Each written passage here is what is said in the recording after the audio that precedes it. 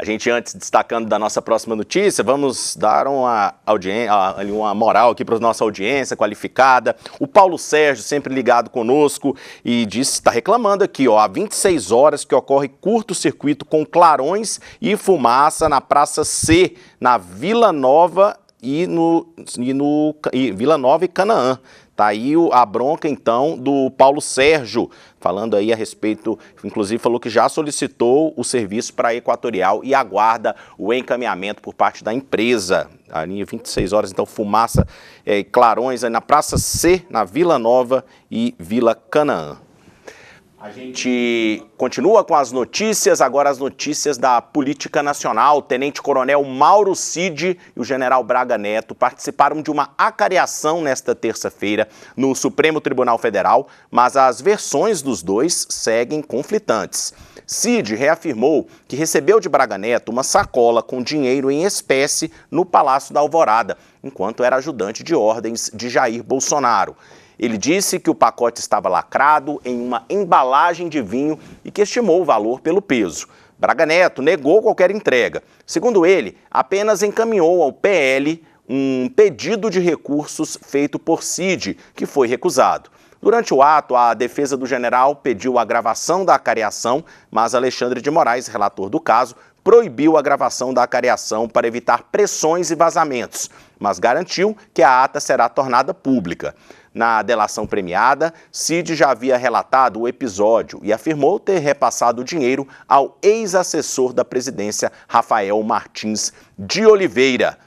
Michel Magu, essa acareação pode complicar ainda mais a vida do ex-presidente Jair Bolsonaro e dos outros réus pelos atos golpistas de 8 de janeiro? Essa acareação simplesmente traz o conflito, as dificuldades e as contradições que estão tendo com os testemunhos, uma forma de esclarecer.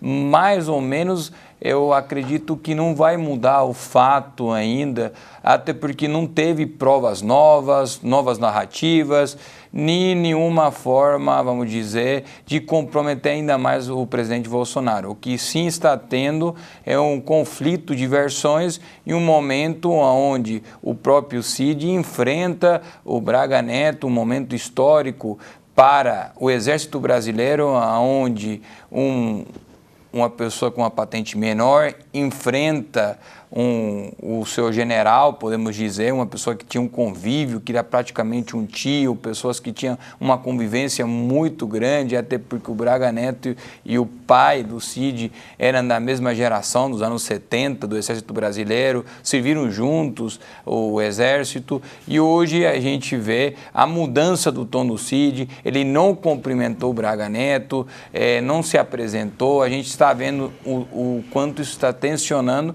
e querendo ou não, a única prova que existe é a fala do Cid, mas ainda não há nenhuma prova concreta das versões.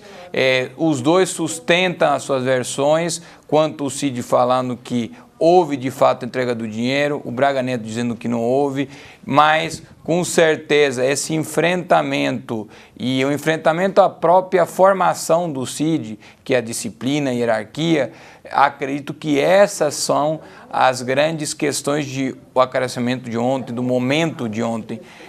Ao comprometer o presidente Bolsonaro mais do que estava, obviamente que não, está tudo no processo, não mudou nada do que hoje nós vemos e temos na ação penal instituída e que será julgada pelo ministro Alexandre de Moraes. O Cid reafirmou que houve de fato um complô, uma organização para de exercer tudo que ele já tinha alegado, tanto o plano do assassinato dos referentes políticos, quanto de instalar um golpe, e o Braga Neto negou todas as versões e negou boa parte do que o Cid afirmou. Agora vai caber aos próprios juízes, aos próprios ministros, poder fazer essa análise de quem está falando a verdade. O que com certeza será difícil, porque o Cid não trouxe provas concretas, só o seu testemunho. Momento histórico, professor Marajá, esse enfrentamento de um tenente-coronel com um general diante ali do STF? Excelente observação, Rafael. Veja bem, nós temos uma situação que ela acaba sendo um pouco mais do mesmo, né? Como muito bem disse o professor Michel Magoo, nós não tivemos fatos novos, cada um reafirma a sua versão, e o que a gente lamenta é que enquanto essa cortina de fumaça que se debruça sobre esse caso, né, do suposto golpe ou não, coisa que a própria Dilma tinha feito, né? Quando ela estava saindo do poder, se podia ser utilizado o artigo 142, Forças Armadas, em momento algum houve investigação, suposição de que aquilo poderia se tornar um golpe, de forma alguma, mas com relação ao outro lado do espectro ideológico, nós percebemos que o peso e a medida não são os mesmos. Nós percebemos, isso é claro, público e notório, que Mauro Cid ele faz uma delação sob pressão psicológica, ele foi coagido.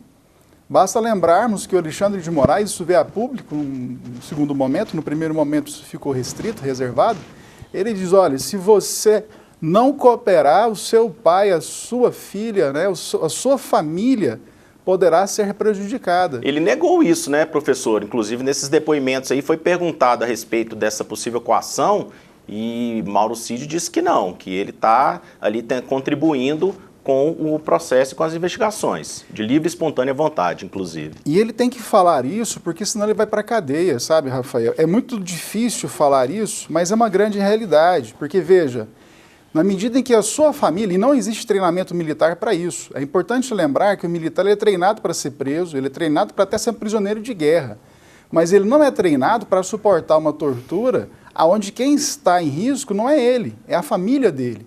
Ele vai suportar a tortura física, ele vai suportar uma tortura psicológica até certo limite, mas quando você para pensar que país do mundo, que força armada, que força de segurança recebe um treinamento para suportar uma pressão que ameaça o seu pai, o seu filho, o seu cônjuge. E mais, vamos lembrar que Mauro Cid perde seus proventos, ele teve que durante alguns meses viver de vaquinha dos seus colegas, isso a gente tem documentado.